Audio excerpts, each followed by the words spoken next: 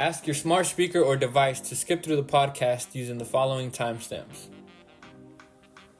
For the trailer, skip to minute 121. For intro, skip to minute 220. For All About Baby Step number 5, skip to minute 240. For Do This If Your Startup Business Is Your Baby, skip to minute 457. For Rearranging Your Budget for Baby Step number 5, skip to minute 518. For Dave Ramsey's College Savings Calculator, skip to minute 619. For more planning tips, skip to minute 957. For All About a 529 plan, skip to minute 1318. For financial coaches and financial advisors, skip to minute 1638. For What If You Don't Have a Child, skip to minute 1845. For closing statements, skip to minute 2207. For any more episode links, notes, or descriptions, go to stickman.com/podcasts. To reach out or contact with any questions, comments, or concerns, go to stickman.com/contact. Subscribe to the podcast by visiting stickman.com/subscribe.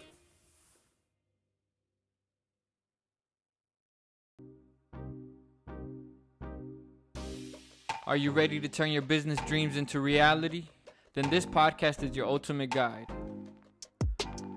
Join us as we take you on an exciting journey through the world of entrepreneurship, one number at a time. We'll explore different industries, break down the numbers, and provide you with the tools and resources you need to succeed. From Dave Ramsey's baby steps to my own entrepreneurial journey, we'll share our experiences and insights to help you build a strong foundation for your business. But this podcast isn't just for beginners. Even if you're a seasoned entrepreneur, you'll learn new strategies and techniques to take your business to the next level. This is Figuring the Figures for Entrepreneurs by Stickman. Subscribe now to our podcast and start your journey to success. Welcome to another episode of Figuring the Figures, where this is episode number 6 and we're talking about baby step number 5. In this episode, we're going to talk about Dave Ramsey's baby step number 5, one of the most important steps in a financial plan. We're going to talk about why it's important, how to achieve it, and how to execute the plan. So let's get started. Baby step number 5 is all about saving for your child's college education. Now, Dave Ramsey recommends that you start step 5 after you've done the first 4 steps, which is pretty much saving 3 to 6 months of expenses, paying off your debt, and also investing into your retirement. So if you have kids, you would start this step. If you don't have kids, you will skip this step. Now, as some of you know, that 4, 5, and 6 are done together. So you start investing for your retirement, you start investing for your kids' college, and then you start paying off your house early. So we're going to start on step 5 today, and we're going to talk about how to achieve it using this budget template here. Now, we're assuming you've already done your 3 to 6 months of expenses, right? So when you go to your budget, instead of looking at it as you're going to save and invest, you're going to pretty much look at it as, well, save and invest, but save for your child's education versus saving for your emergencies. Of course, the reason why you would want to save for your child's education would be so they won't end up growing up with a student loan. When you acquire student loan debt, people usually take years to pay off that student loan. So we're going to take responsibility so that way our kids won't have to fall into that struggle, either that we did or we've seen others done. Now, we have seen where college education gets very expensive. It goes up and down, but we've seen the previous years just skyrocket up. And I know a lot of people say like, well, college isn't that important if my kid wants to do this or that or this or that. But there is some essential jobs out there that do need education from college. And that is why it is important to at least have that ability to, save for that purpose.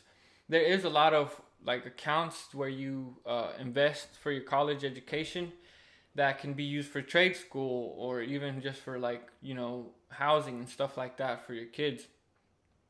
That's what we're going to focus on, and we're going to act as if we have a child.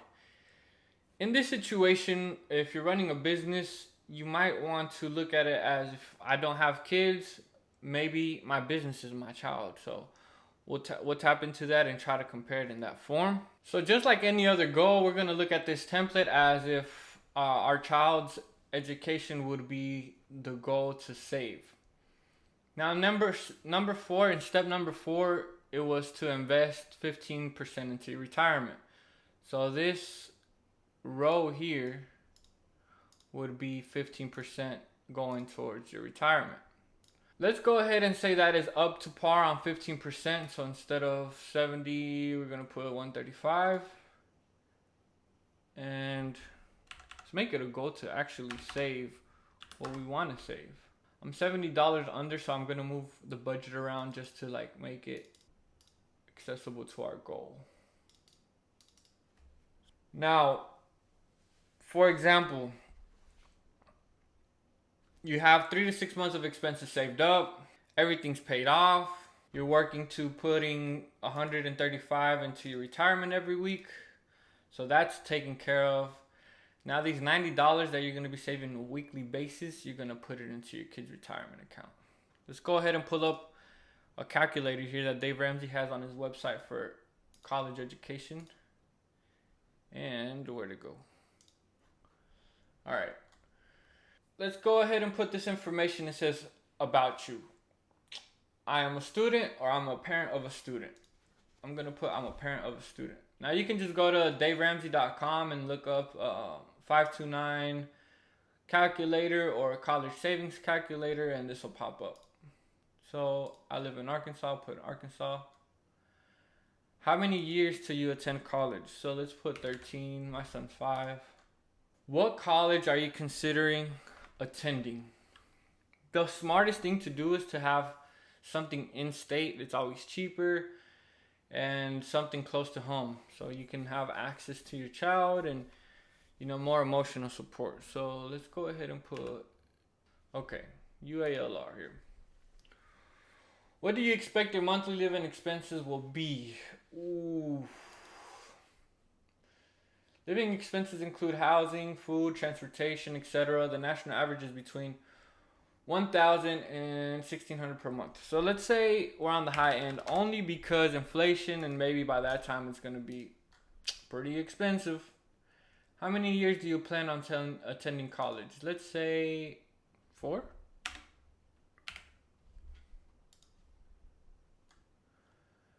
How much do you currently have saved for college? Let's put 0. How much do you expect to receive in scholarships and grants each year? Let's just say 0. We're not going to depend on anything. Whoa. So your breakdown for UALR would be about $1,000 per month until graduation for a debt-free degree from University of Arkansas at Little Rock. Projected tuition, $70,000. Projected living expenses, $156,000. Nothing in savings. So you would be in a tough situation. All right. Now I am doing this as I go, so these numbers are surprising to me. If it's saying $1,000 a month and we're only able to save $90 a week for 4 weeks, that's $360. That's like 1/3 of where we want to be. Okay.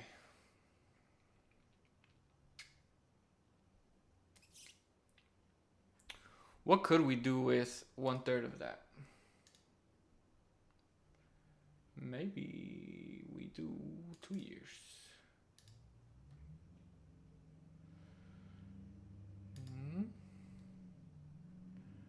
Maybe we do 1 year.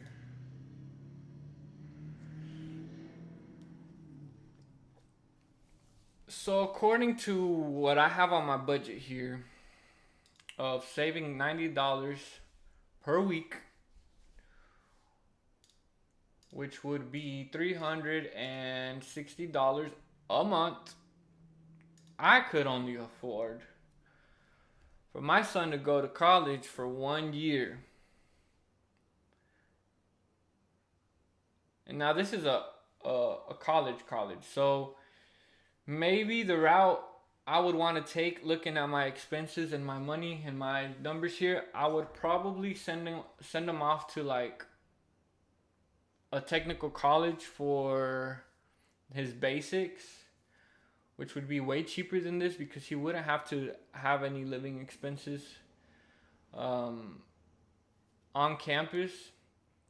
So that would save me quite a bit. I'd probably be able to send him off for like 3-4 years without having to get a loan or anything like that. Let's say maybe the first 2 years I send him to technical college, and then the next two, after he's done with his basics, he goes into a real college, and maybe I'll find a way to either putting him in a different college that's not as expensive, or having him still stay at home with me because this university is like down the street. So maybe we could make something work there.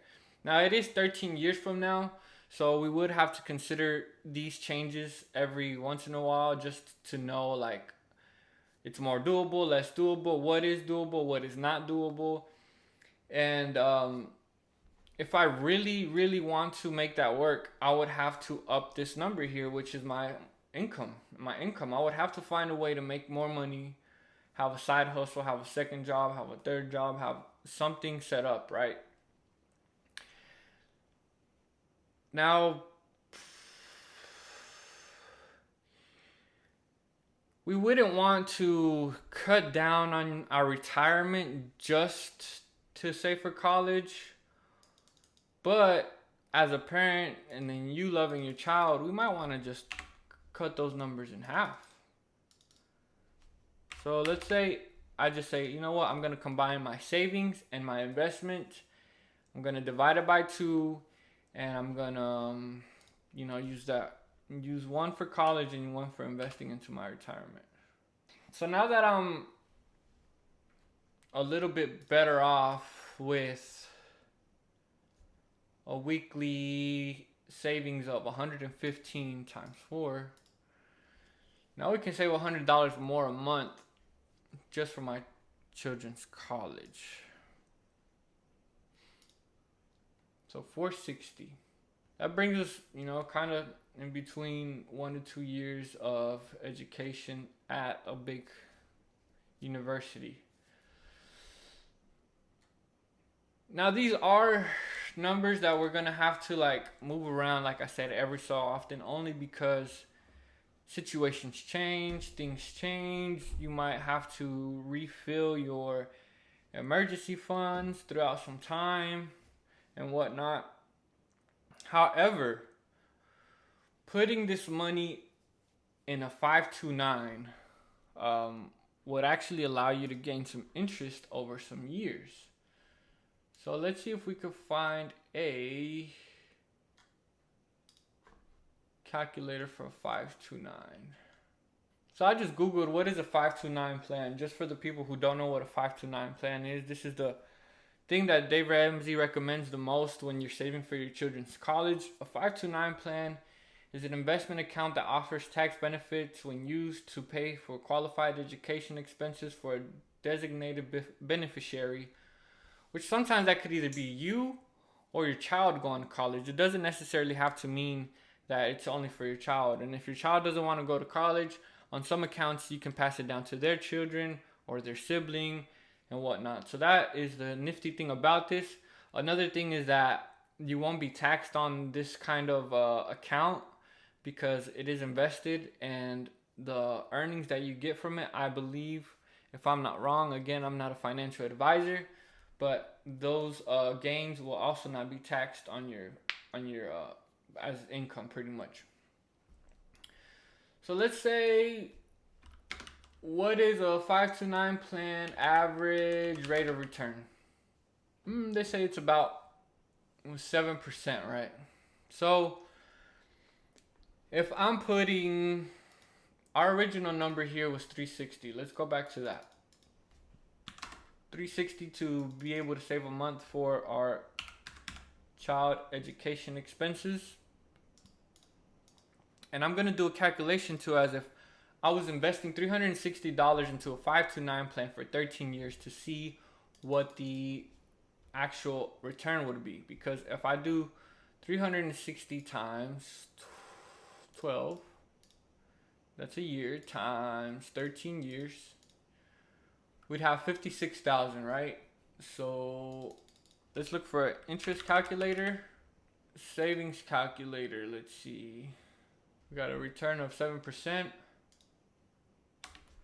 360 with the 7% interest rate, compound annually with 13 years. By the 13th year, instead of having 56,000 with no kind of interest, we actually got 89,000. So that might get us in for a whole nother year, just because I decided to, put my funds into a 529 plan. Well, that gives me a little bit more of it, ease and peace of mind. However, I'm still not satisfied, Like I said, I was only going to be able to cover for a year and a half with my $360 savings. Now that I have this, I probably won't be able to cover about 2 years and a half, maybe 3. It's way better, almost double, not really. But when you talk to like a financial advisor, they are able to break down these numbers like to you, and they have specific tools that they use and methods like this that I'm using to just kind of help you figure it out. And what I'm teaching you is pretty much a way for you to understand better what is done, so when you do go to speak to one, you know what they're doing, and you know how they're talking to you, and you know how they're presenting to you these numbers. Because a lot of the times we just try to trust somebody to do things for us, and we really don't know what they're doing. So if you understand what they're doing and they show you what they're doing, that gives you more peace and more stability in your mind and in your heart to know and make the right decision, to make a better decision. Because a lot of people, you hear things on the radio or in commercials where they're like, oh, if you do this, this is gonna, propel you forward financially and whatnot. But then you actually get into it, and then you're like, wait, this sounds like a scam, feels like a scam, it doesn't seem right and whatnot.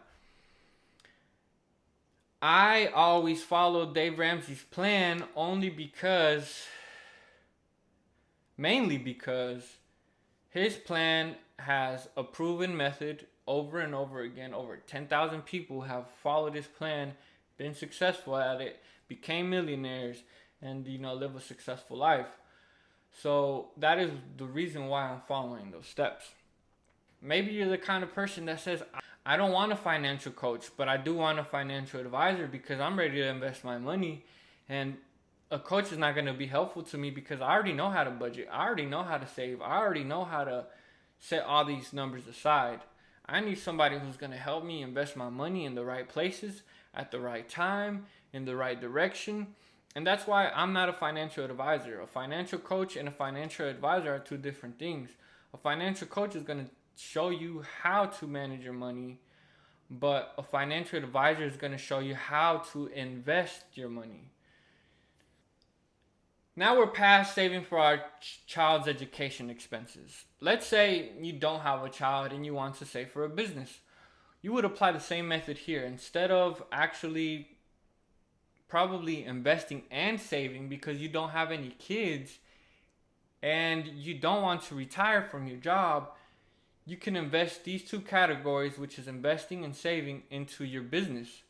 So this is where this budget could help you as an entrepreneur, and it would allow you to use these funds to create a budget for your business. Now, a budget for your business would be separate from your personal budget, and then we could get into that later after I go through all the 7 baby steps, which would be probably episode 8 or 9, somewhere around there. But that is why I want to go through these steps first, in case you want to start a business and you have kids, and you also want to see how it is if you continue with your job and look into retirement and whatnot. Like if you're in the middle and you're like, I don't know what I want to do yet and whatnot. So let's say we're in that position there, and this is the plan we're going to follow until we have a set in stone goal and plan that we want to follow.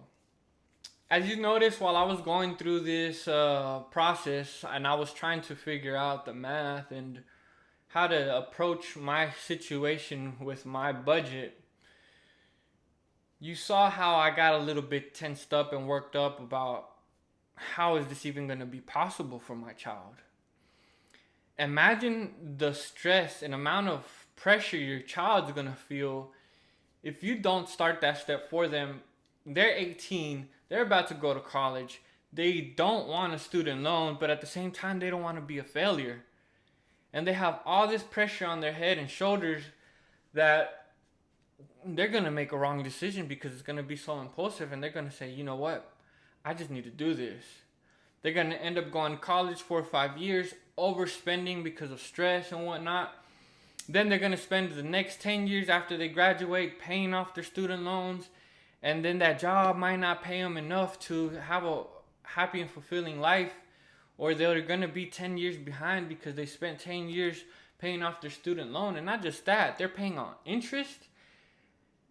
And they might have to, get a car loan and a house and whatnot. And they're paying interest on all that as well. This is why it is very important not to set yourself up, but also to set your kids up. And, realize what it's going to take for you to invest in your family. Having a child is a big and important, responsibility. And it's always good to make sure that they don't live the way you lived. And I know it's hard. I know the pressure is there. I know there's bills and there's things that come up. But at the same time, that's why I'm here, to keep you motivated and keep you on track and to keep you alive and at the same time at ease, knowing that things I teach you, you can go and apply to where you want to apply them at.